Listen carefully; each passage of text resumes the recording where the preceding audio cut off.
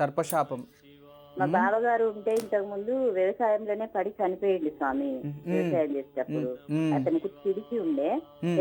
పెద్ద బావ, ఈయన నడిపాయన మా ఆయన, ఇంకా చిన్న ఆయన ఉన్నాడు స్వామి. అయితే అతను చనిపోయింది. ఇప్పటికి ఒక 18 సంవత్సరాలు అవుతాను స్వామి చనిపోయి. అప్పుడు వాళ్ళకి మ్యారేజ్ అయిందా? మ్యారేజ్ అయింది స్వామి. ఒక బాబు ఉన్నాడు. 5 సంవత్సరాలు ఉంటాయి బాబు. పొలంలోనే చనిపోయారు.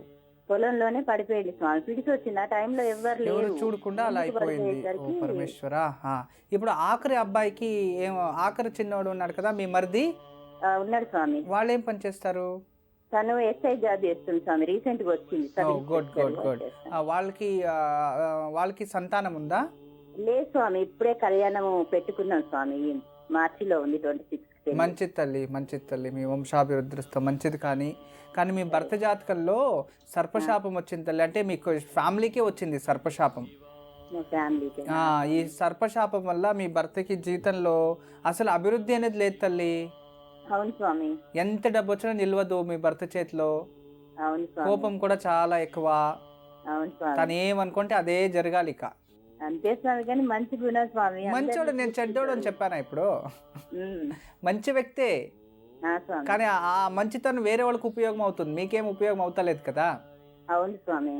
అది పరిస్థితి. మాకు 3 పిల్లలు స్వామి. పాప 2 బాబులు.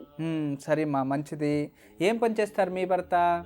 మా భర్త కానిస్టేబుల్ స్వామి, హెడ్ కానిస్టేబుల్. అందుకే మరిది గారిని ఎస్ఐ చేసేసారు. అయితే చిన్నప్పటి నుంచి మాతోనే ఉన్నాడు స్వామి. 5 సంవత్సరాలప్పుడు, అంటే 5వ తరగతి ఉన్నప్పుడు వచ్చిండు. ఇంతవరకు నాతోనే ఉన్నాడు. నేనే అబ్బాయిని అట్లా. Very good. చాలా మంచి పని. చూడండి, ఇది మంచితనం. అతని జీవితాంతం మీకు రుణపడి ఉంటాడు తల్లి.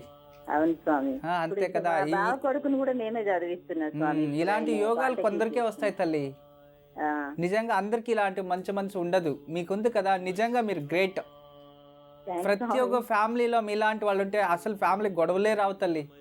గొడవలు ఎందుకు స్వామి? అందరం బాగుండాలి, కుటుంబం అంతా బాగుండాలి. అంతే కదా. ఇప్పుడు మీలాంటి వాళ్ళు ప్రతి కుటుంబంలో ఉంటే అసలు గొడవే రాదు తల్లి. నిజంగా చాలా మంచి హృదయం, మంచి మనసు మీకు. కానీ ప్రపంచంలో మంచి వాళ్ళకే ఎక్కువ పరీక్షలు ఉంటాయి. అవును స్వామి. మా పెళ్ళైనప్పటి నుంచి మాకు పరీక్షలే స్వామి. కష్టము, పాపం అప్పులు చేసుకుంటూ కుటుంబాన్ని ఎలా తీసుకుంటూ. నాకు 3 పిల్లలు, మా బావ కొడుకు, మా మరిది, మా అటు చూసుకోవాలి, ఇటు చూసుకోవాలి.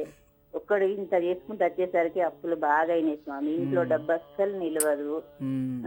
హెల్త్లు బాగుండేవి సరిగ్గా. ఆయనకి ఎక్కువ బాడీ పెయిన్స్ బాగా వస్తాయి స్వామి. హెల్త్ అస్సలు బాగుండదు ఎక్కువ. సరే తల్లి, నేను కొన్ని రెమెడీస్ చెప్తాను, అది చేపించండి స్వామి.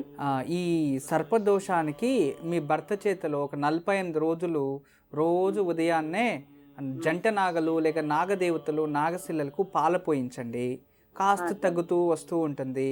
తర్వాత శనివారం ఆంజనేయ స్వామి దేవాలయంలో ఒక మట్టి ప్రమిదలో, చిన్న మట్టి ప్రమిద, నువ్వుల నూనె పోసి అందులో ఇతని ముఖం అంటే షాడో చూసుకొని తర్వాత 2 ఒత్తులు వేసి దీపం వెలిగించమని చెప్పండి. అలా ఒక 16 వారాలు చేయని ఆరోగ్యపరంగా మంచిగా అభివృద్ధి అవ్వాలని సంకల్పం చేసుకుంటూ ప్రతి ఆదివారం ప్రతి ఆదివారం నానబెట్టిన గోధుమల్ని గోమాతకి తినబెట్టి, నానబెట్టిన గోధుమలు గోమాతకి తినబెట్టి అక్కడ ఒక గోమాతకి ఒక 5 ప్రదక్షిణలు వేసి విష్ణు దేవాలయానికి వెళ్ళి దర్శనం చేసుకొని రమ్మని చెప్పండి. మీరు బాగుంటారు, మీ భర్తకి ఆరోగ్యము సరిపోతుంది, రుణాల బాధ తగ్గుతుంది, కుటుంబంలో అందరూ ప్రశాంతంగా ఉంటారు తల్లి. ఎప్పుడు మా ఆశీస్సులు ఉంటుందమ్మా.